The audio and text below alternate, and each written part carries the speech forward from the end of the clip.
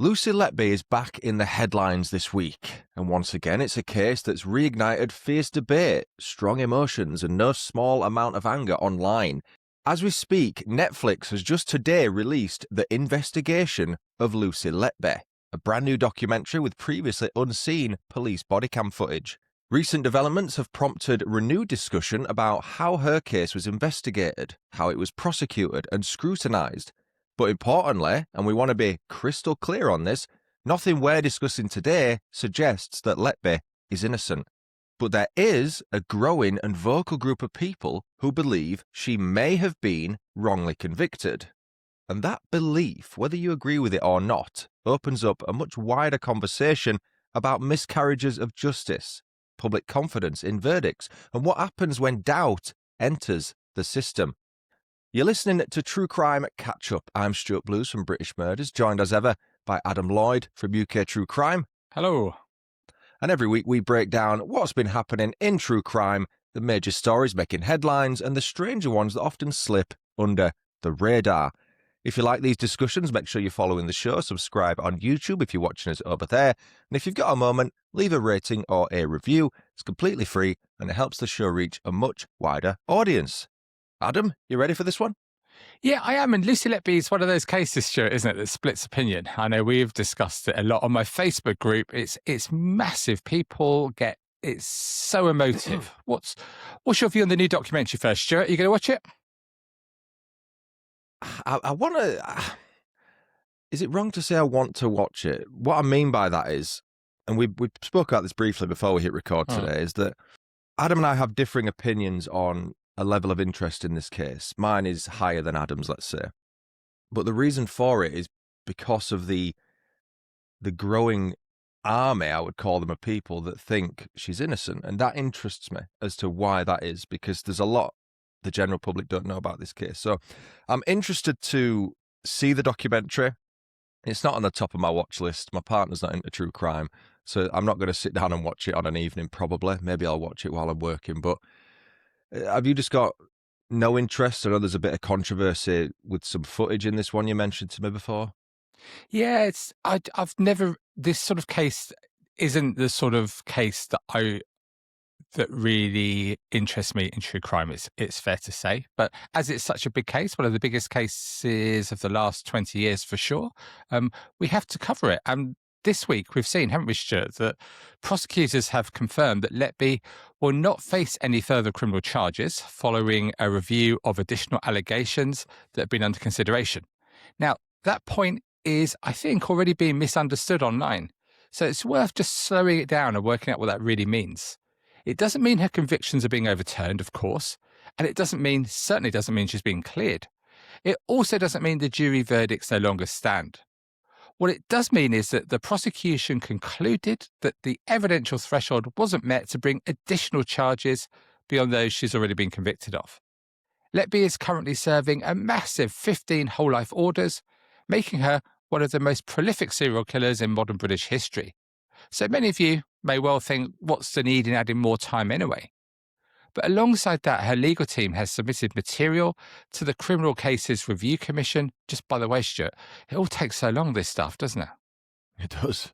It's ridiculous. I'm working on one for this week's case on my own show. And I think it was about 3 years from initially speaking to the CCRC to them actually submitting that to the Court of Appeal. And then you're talking another couple of years. It takes a long time. It really does. And of course, our sympathy is always for the families who have this going on in the background. And also, if innocent people are in prison, then they have to wait. But as well as the CCRC stuff, there's a public inquiry going on into how events unfolded at the Countess of Chester Hospital, not to determine guilt or innocence, but to look at the wider picture of systemic failings, oversight and accountability. And as you'd expect, that combination has reignited debate. And the point we discussed, Stuart, before we click record, let's just go through that here. I just heard on the radio this morning, this is Sunday morning at 9 o'clock when we're recording this. I heard I'm that tired. yeah, we're both tired. I heard that Lucy Letby's parents are very unhappy that the new Netflix documentary have used footage from inside her bedroom at their house. Because unfortunately, as we know, that Lucy Letby's house is quite a ghoulish place for some people to go and look at and take photographs and selfies, which I don't understand. I'm sure you don't either, but they do. And her parents are saying, look, it's not fair that because of using this footage in the Netflix documentary, it's been used on the trailer, people are going to come here as well. And it's an invasion of our privacy. So it's just another aspect to it. But Stuart, this case just never goes away, does it? It doesn't, mate. And I think that's partly because it sits at this intersection of trust, expertise, and emotion, I guess.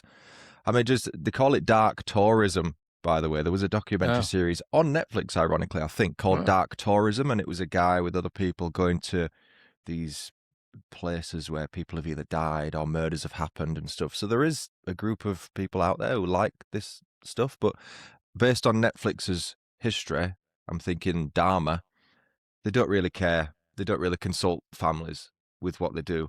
They just produce the entertainment and get the income and the marketing from it. So I don't think they're really bothered about what her parents are saying. I wouldn't have thought, rightly or wrongly.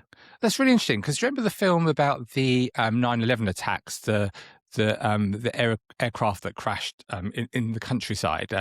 Was it Flight 93? Yes. Well, there was a couple. But that was one of them. Yeah.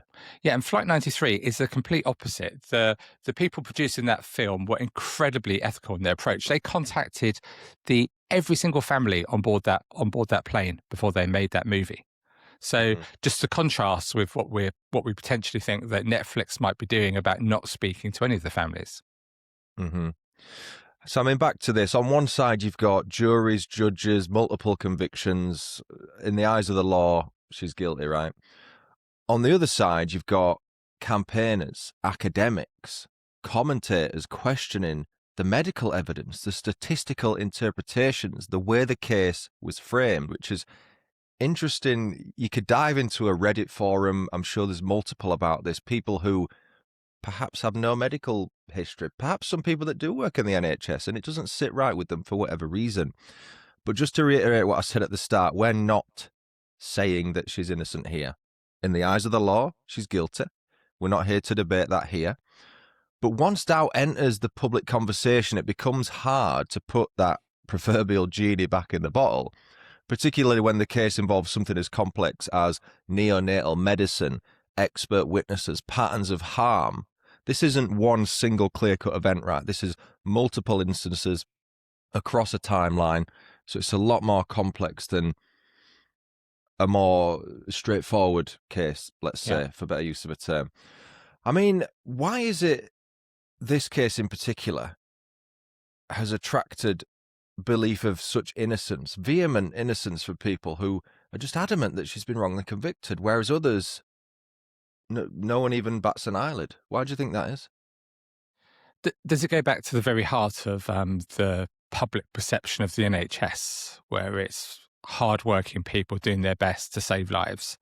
And when we say that somebody hasn't been doing that, they've been doing the opposite, then is that the crux? Is that the real point? I don't know. I think a lot of people out there suggest that it's the profile of Lucy Letby. This is a young white woman.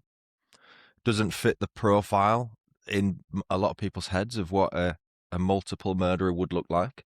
In a caring role for the NHS. A lot of times, you're probably the same in the stories I cover. It's so often the people who lose their lives are in professions such as either working for the NHS or being a carer or looking after other people. Yeah. A lot of those people end up having their lives taken. So this is a complete 180. And it just doesn't fit the profile.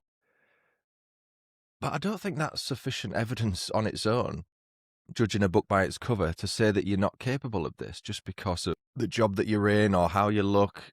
And it almost reminds me of the Nicola Bulley thing and how much media attention that got.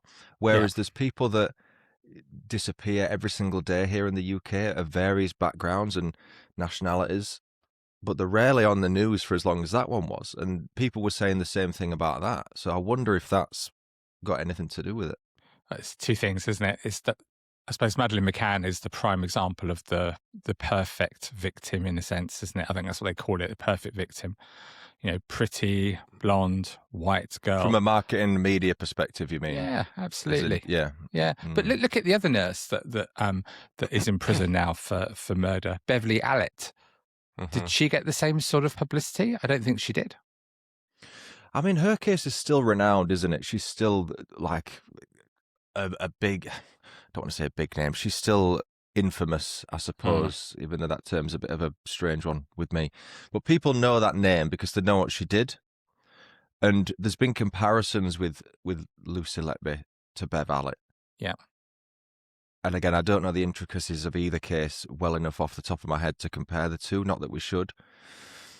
But even then, she was given a more angelic moniker of the Angel of Death, rather than, the so-and-so slasher or the so-and-so ripper or whatever.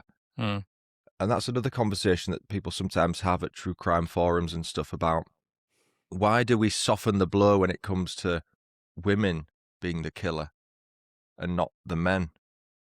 I don't know if this Angel of Death moniker has been used for Letby, but the comparisons, they're unmistakable, aren't they, between the two? Let me ask you another question, Stuart. Something that I'm not sure if I find it good or if I find it concerning. So a lot of high-profile people in the public eye have come out and expressed their view that Lucy Letby is innocent.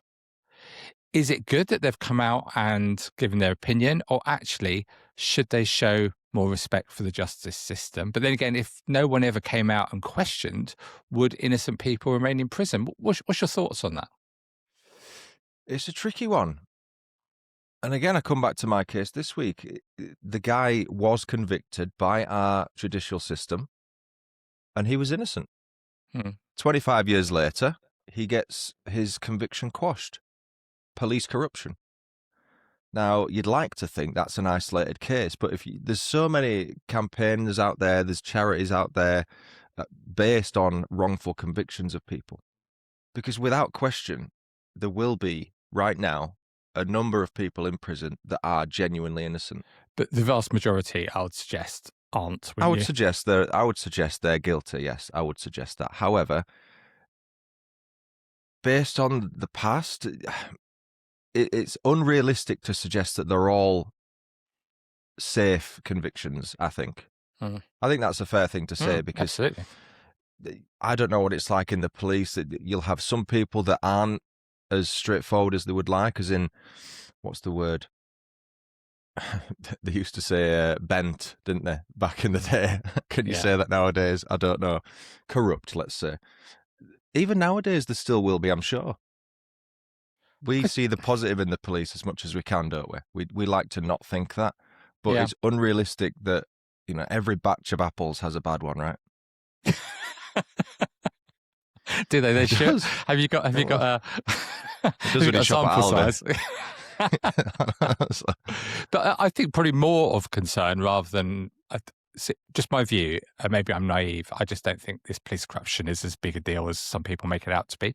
But what I do think is more an issue is that you're dealing with humans, aren't you? You're dealing with humans in the jury system, and also, how much faith can the public place in the expert evidence that they're given in a case such as Lucy Letby that they can't evaluate? I mean, we're lay people.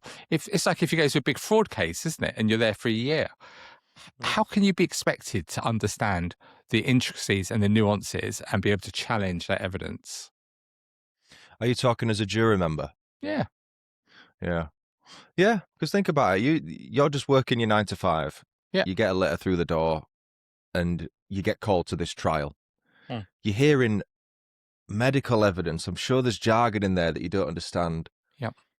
And you've got to go away with 11 fellow public members and decide the fate of someone's life based on evidence you've heard. Yeah.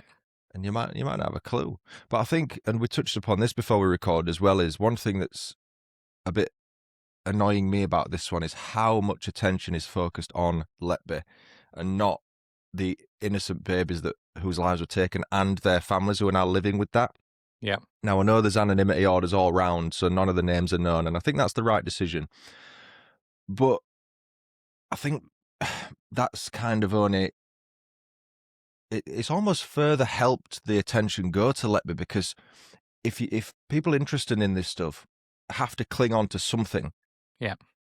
and that's all they have to cling on to. She is the story as far as the public are aware. We don't know the names of the babies or the parents or who they were. We don't know the ins and outs of what happened. The only thing people have to cling on to is her, and it's therefore natural that people will have different opinions. In this case, it's quite binary. It's guilty or innocent, and it's leaning a lot towards innocent for more people than you'd expect. You see, I is find it it though? weird. I Is it find it though? weird. No, it is. Or Honestly, it is. are they the vocal ones? Well, maybe they are, because it's one of those arguments where, well, go look into it then, and then let me know. Perhaps the people that believe she's guilty do trust the justice system, which in a perfect world we should. Why would we need to look into this any further? We're told that she's been found guilty. That should be sufficient. For some people, it's not. But I think we need to zoom out a bit here, don't we? Because this questioning of verdicts, it's not a new concept, of course. The UK does have a uncomfortable history of some really high-profile wrongful convictions, some of which weren't corrected until decades later and which came far too late. And of course, that isn't just the person that's been wrongfully convicted, but it's the families, isn't it? Felt for all these years have felt that they've got justice for their lost loved ones, and they haven't. And it brings us to a couple of cases where the system didn't just get it wrong, Stuart, but it got it catastrophically wrong. Yeah, I mean, for me, there's no better place to start than with Timothy Evans. I'm sure many people listening to this will know that name. If you don't, Timothy Evans was wrongfully convicted of murdering his wife and daughter in 1949. Now, at the time, capital punishment was a thing. So, a year later, 1950, they really didn't mess about back then, Timothy was hanged after being convicted. It wasn't you getting life imprisonment, minimum term back then. It was you found guilty of murder, you're getting hung. That was it. But years later, it became clear that his neighbour, John Christie, was the person responsible. Worse still, Christie was a serial murderer responsible for multiple deaths in the same building. Now, Timothy, this is so daft, he was posthumously pardoned, but what good's that? The damage has already been done. His life cannot be brought back. His surviving family members, their grief is always going to be there, the frustration, the anger. His case became one of the most powerful arguments against capital punishment in this country. Because once the state executes someone, there's no appeal left to hear. It's not that you can have your conviction quashed, you're now a free man. Sorry, the damage is done. I mean, it's hard to imagine, Adam, a clear example of irreversible injustice, right? Yeah, it really is. And it's why the death penalty debate never really goes away. And as we've discussed before, when you see examples of what we saw in Southport recently, when we've got an 18-year-old now in prison for the rest of his natural life, I see a lot of people saying, well, we should make examples for someone like him, and we shouldn't be spending money keeping him in prison. The death penalty is the best punishment for him. But supporters talk about deterrence and punishment as well. But I think cases like Timothy's that you just brought up, it reminds us that the system is run by humans. Humans make mistakes. Although, of course, in Southport, that isn't a mistake. But how do you feel about him, Stuart? I mean, it's still wrong, isn't it, for a state to take... Nothing gives the state the right, does it, to take the life of somebody? It's a weird one, because if you make it, let's say you make an exception for that guy. Yeah. I don't think there've been many people in the UK who would be bothered by that. No, not right? at all. Based on what he did. Let's say he gets executed. It sets a precedent, but it also opens up a can of worms, because that would bring out so many legal arguments for pretty much every single serious crime going forward. Well, you killed him. Why aren't you killing him? So her life's worth more than his life. It would lead to something like that. With this sort of stuff, you either have it as a blanket availability. Yeah. You kill someone, you're killed, like it was back in the sort of 50s when this was set, or you completely get rid of it. Yeah. which is Yeah. where we're at now. Yeah. It's hard to speak about this from someone who's not had a family member killed by someone else. It is. But I think that if you accept that even one innocent person can be convicted, and history has proved that they can, then I think capital punishment becomes impossible to justify because there is no margin for error. Yeah. Well, that's the other thing. What if they get it wrong? And then we've got a more recent example of Peter Sullivan. So Peter Sullivan was convicted in 1987. He spent 38 years in prison for a crime he didn't commit. 38 years. That's older than me. Wow. Just, Really? You're not? Yeah. You're not 38. Not yet. No. 26, don't you know? I'm nearly 37. But yeah, he spent just longer than, because that's 2 years before I was born, in prison. Ridiculous. And it was only thanks to advances in DNA testing, this was science that just didn't exist back at the time, that finally proved his innocence in May last year, May 2025, less than 12 months ago.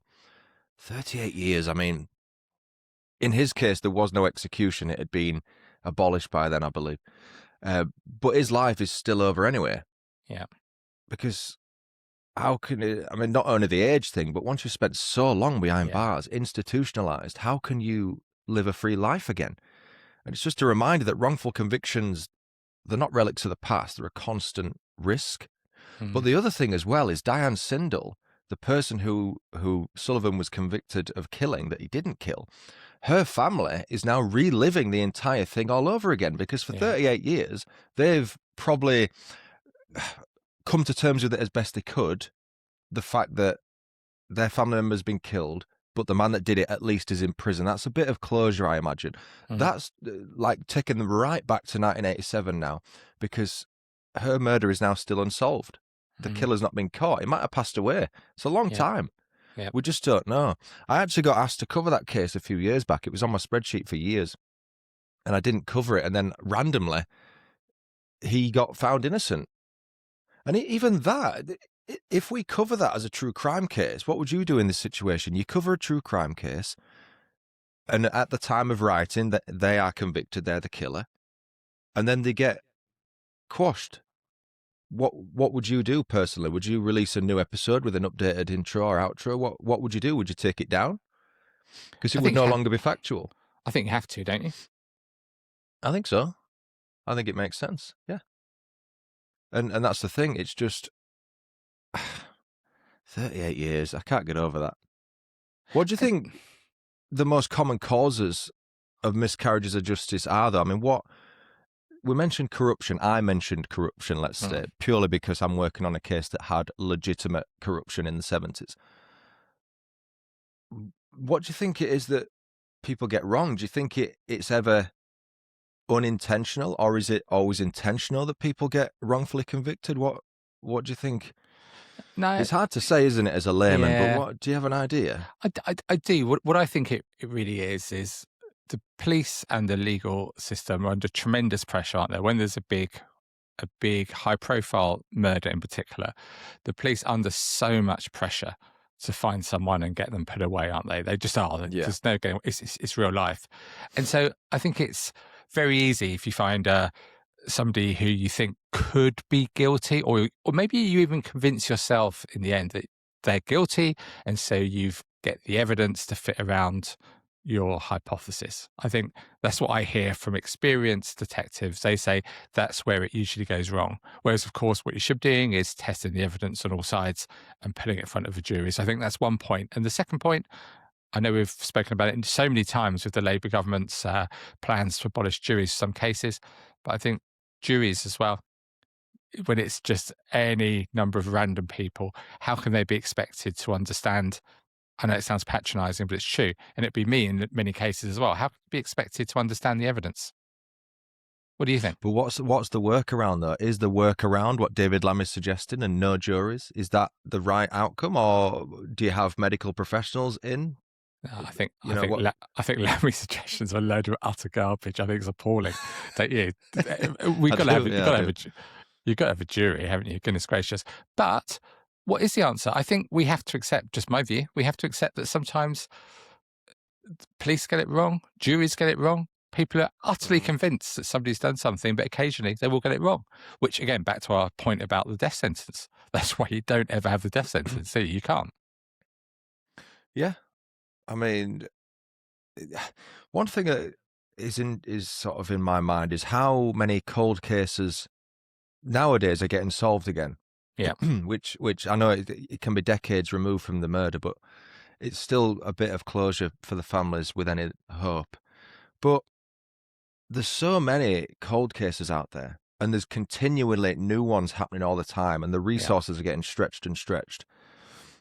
In an ideal world, you'd have teams on every single murder case from history, cold or hot, with the hope that someday they'd get solved. It's not realistic with staffing and resources, but do you think there's a statute of limitations at time-wise? So how long before you stop properly investigating a case? How long before you reopen it? Because a lot of the cold cases now, they are active, but it's a case of we'll only act on something if we get information. They're not actively going out working the case, if that makes sense. So that must just be so difficult for the families, knowing that the police are on it, but not actively pursuing it.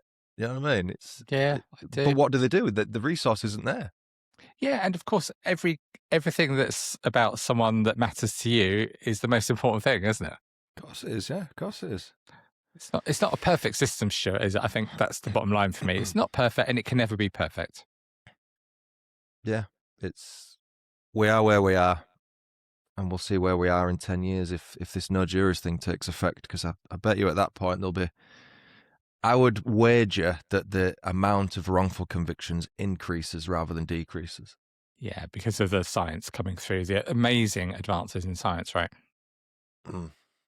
And this really is where the Lucy Letby debate, in a sense, continues to be so charged, isn't it? Because on one hand, we've got the grieving families, the verdicts delivered by juries, and overwhelming emotional weight. You can't get away from that emotion involved in a case that involves babies in a hospital. But on the other hand, we've got the justice system that, as we've just been discussing, is not infallible. So again, to be absolutely clear, Stuart, discussing wrongful convictions is not the same as declaring Lucy Letby innocent. But it does explain, I think, why some people are asking questions, and also why those questions make some people feel deeply uncomfortable. It is. I mean, I think it's fair to say that this particular case is one we could spend an entire episode on. Now, this is an idea I have floated to my partner in crime, Adam, here, to various degrees of interest, but is yet to bite. So I'm appealing to our listeners. If you want us to do more of a deep dive on this particular case, make Adam do some investigative. With an expert. You always say that. I do. Not that you're not an expert, Stuart, of course. Well, thank you. Yeah. I just want to make Adam do some research for a change. So let us know if you want us to do a full, careful, evidence-led, as far as we can, deep dive into the Letby case at some point. Let us know in the True Crime Catch-Up Facebook group, or drop us a comment on YouTube. So, Adam, before we wrap up, shall we cleanse the palate a little bit with our patented end-of-show animal story? Absolutely. I can see you salivating there. Oh, I love an animal. Except not to eat, as a vegetarian, of course. Yeah, well, there you go. There you go. It's just a quick one, this, but as we all know, Adam is a cat lover. He's got 5. So this, it might make him chuckle. Maybe not. You never know. You can never tell. His face he's got a good poker face, to be fair. This is a story from New Zealand in which a cat called Leonardo da Vinci, it's a great name, a great name. We love a pun. That is, he's got more in common, this cat, with the Louvre thieves. Is it Louvre or Louvre? Louvre. He's got more in common with them thieves from October 2025 than the artist who inspired his nickname. In fact, can't you just do some French in every episode, Stuart, at the end, maybe? I could try. Quite good. I went to France once. We went to Disneyland Paris a few years back, and as a joke, I bought a French word book in the airport just for a laugh. It's safe to say I still don't know French. But the felonious feline, now that's the article's wording, not mine. I'm not that much of a wordsmith. The felonious feline, with expensive taste in clothing, reportedly spent a year stealing laundry from clotheslines before his embarrassed owner posted photos of the cat's hauls on Facebook. basically saying, "Are these your clothes? Come over and get them." Those who did show up to claim their belongings included a woman who recognised her pink and purple underwear, which Leonardo da Vinci had stolen, bless him. So Leonardo's owner, Helen, quipped, "He only wants stuff he shouldn't have." Isn't that just the truth? Have your cats ever got into any mischief on that level, Adam? No, not really. Ours, well, one of ours is really funny. We've got one called Katy Perry, who's actually a boy, but that's a long story. Yeah, so Katy Perry sort of sits outside preening, and anyone that walks past our house, she's all over them. She's absolutely all over them. She just sits there waiting for any attention.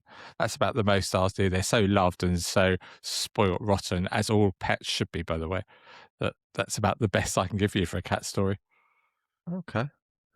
Well, lacking. On that bombshell, that's where we'll leave it for today. If anything we've covered got you thinking, or if you want to share an animal story, feel free. We'd love to hear from you. The best place is on the Facebook group or on YouTube. Drop a comment. We do new episodes every Wednesday. Last week we didn't because I was ill. I had food poisoning, but I'm better now, touch wood. But make sure you subscribed on Spotify, on YouTube, wherever you listen to podcasts so you don't miss an episode. And if you have enjoyed this, feel free to leave us a quick rating or a review. It's a massive help. It's free and it helps the show reach a bigger audience. Adam, thank everyone for catching up with us. We will see you next week. Cheerio.